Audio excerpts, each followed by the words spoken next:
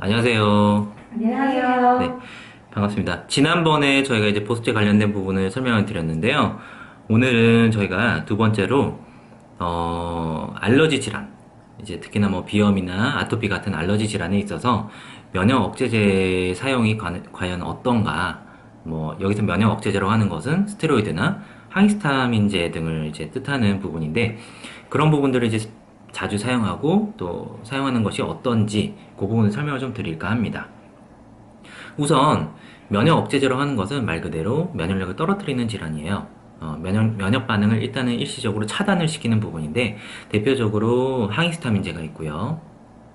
그 다음에 스테로이드 계통, 그 다음에 비스테로이드성 면역 억제제들이 있습니다. 그래서 얘네들을 통칭해서 면역 억제제라고 제가 부를게요. 이 면역 억제제는 면역 반응을 차단시키는데 우리가 이제 비염이라든지 아토피라든지 뭐 두드러기 질환 같은 것들이 있을 때 면역 억제제를 주로 사용을 하게 됩니다. 근데 여기서 잘 살펴봐야 할 것이 과연 우리가 면역력이 과해서 우리 몸이 면역력이 넘쳐서 면역 억제제를 쓰는 것이냐, 예, 그 부분에 대해서 좀 생각을 해봐야 되는데요. 일단 먼저 그러면 예를 들 것이 비염을 먼저 예를 들 수가 있습니다. 비염은 증상이 보통 콧물 나고요. 그쵸? 네. 그 다음에 재채기 나고 기침 나고 그렇죠? 네. 그리고 감기는 보통 보면은 콧물 나고 재채기 나고 기침 나고 똑같아요. 여기다가 감기는 열이 납니다. 그쵸? 열이 나는 부분은 바이러스가 직접적으로 들어오기 때문에 염증 반응으로 면역 반응으로 열이 나는 거고요. 비염은 열이 없죠. 바이러스가 들어오지 않았기 때문에 열이 없어요. 열만 빼고는 비염 증상하고 감기 증상은 증상이 똑같습니다. 왜 그럴까요? 왜 그럴까요? 비염 같은 경우는 사실 비염이 있으신 분들은 잘 아시겠지만 몸이 안 좋거나 컨디션이 떨어질 때 좀 심해져요. 예, 예를 들어서 비염 보통 나타날 때 환절기 때 나타나죠. 환절기 때 나타나고 꽃가루 날릴 때 나타나고요. 그 다음에 잠 못 자고 피곤하고 전날 술 많이 먹고 이럴 때 비염이 심해집니다. 이럴 때 환절기 때 꽃가루 날릴 때 피곤할 때 잠 못 잘 때 이럴 때는 면역력이 과할 때인가요? 아니면 떨어져. 떨어질 때죠, 오히려. 그래서 면역력이 떨어지는데 반대로 반응은 면역력이 과한 반응이 나타나죠. 콧물 나고 재채기 나고 기침 나고. 사실상 반응, 증상 자체는 면역 반응이 과하게 올라오는 반응으로 보이지만 기본적으로는 환절기 때나 꽃가루 날리는 이럴 때, 면역력이 떨어지는 이럴 때 올라오는 게 비염 반응이에요. 그래서 결과론적으로 봤을 때는 면역력이 떨어지는 상태에서 오히려 반응으로는 면역이 과하게 반응한다. 무슨 말일까요?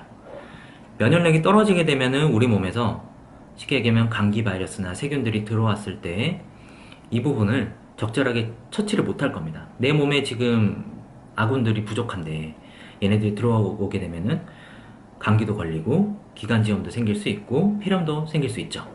그래서 결과적으로 이 부분을 예방하기 위해서 미리 몸 밖으로 얘네가 감기 바이러스나 아니면 세균들이 들어오지 못하게끔 배출하는 그런 작용으로 대신해서 하는 게 콧물 반응, 재채기 반응, 기침 반응입니다.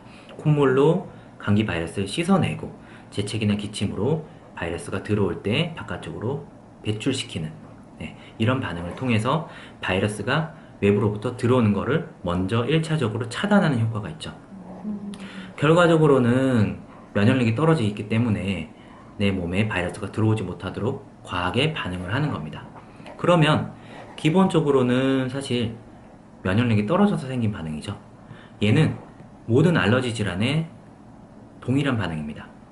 그래서 사실상 이제 뭐 아토피 같은 경우도 컨디션이 안 좋거나 아니면은 전날 잠을 잘 못 잤거나 술을 많이 먹거나 예를 들어서 그랬을 경우에, 예, 아니면 뭐 밀가루 음식이나 안 좋은 음식을 먹었을 때 증상이 올라오는 것처럼 몸 컨디션이나 면역력이 떨어질 때 원래는 반응이 격렬하게 올라와요. 염증 반응으로서 피부가 붉어지고 가려움증도 생기고 심하면 진물도 나게 되죠. 따라서 기본적으로 아토피라든지 다른 피부 질환들, 면역과 관련된 피부 질환들도 마찬가지로 면역력이 떨어져서 발생한 부분이라고 볼 수 있습니다. 그래서 이런 질환에 있어서 면역 억제제들을 계속적으로 사용을 하게 된다면 기본적으로 면역력이 떨어져 있는데 계속적으로 면역력을 차단시키게 되면 어떻게 될까요? 오히려 더 떨어지고 증상이 낫지 않고 장기화되겠죠. 네. 그래서 이런 부분들을 오히려 치료하는 접근 방법이 면역력을 차단시키는 부분이 아니고 면역력을 보태주는 방법을 써야 됩니다. 그래서 이런 부분에 있어서 컨디션 조절이 제일 필요한데 수면 습관 관리라든지 음식 조절 같은 것도 필요하고요. 스트레스 관리 같은 것도 필요하겠죠.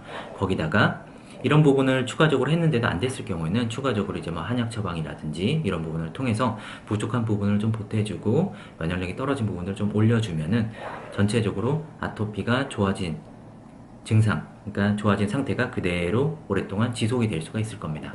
그래서 모든 알러지 질환이 사실은 이런 개념을 갖고 있어요. 알러지 질환들이 뭐 대표적인 게 비염이나 아토피, 두드러기 같은 것들도 해당이 되고요. 그렇다면 사실 면역 억제제는 필요 없는 거냐? 뭐 이렇게 뭐 물어보실 수도 있는데요. 사실 이제 면역 억제제를 상습적으로 쓰는 거는 정말 안 좋은 겁니다. 이 피부 면역력 상태를 오히려 떨어뜨리기 때문에. 근데 대신에 정말 이제 증상이 좀 급할 때, 예를 들어서 두드러기가 생겼는데 인후부까지, 그러니까 숨구멍까지 부어서 이 부분이 숨구멍이 막히는 경우가 있어요. 예를 들어서 이런 경우는 당연히 면역 억제제를 써야 되겠죠.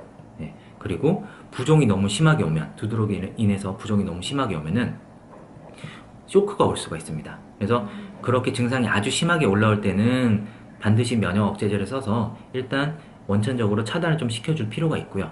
그 다음에 2차적으로 접근을 하는 부분들이 면역력을 높여주는 부분들이 필요하다는 겁니다. 그래서 면역 억제제는 적절하게 사용은 하되 가급적이면 주기적이고 장기적으로 사용하는 것은 바람직하지 않고요.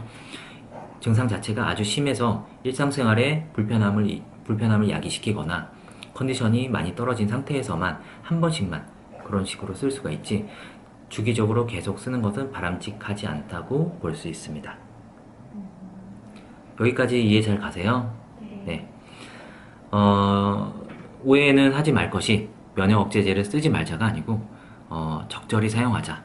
그리고 면역 억제제는 피부 치료에 진정한 해답이 될 수 없다. 네, 그런 부분들만 좀 기억하고 계시면 좋을 것 같습니다. 네, 오늘 강의 여기까지 마치겠습니다. 감사합니다.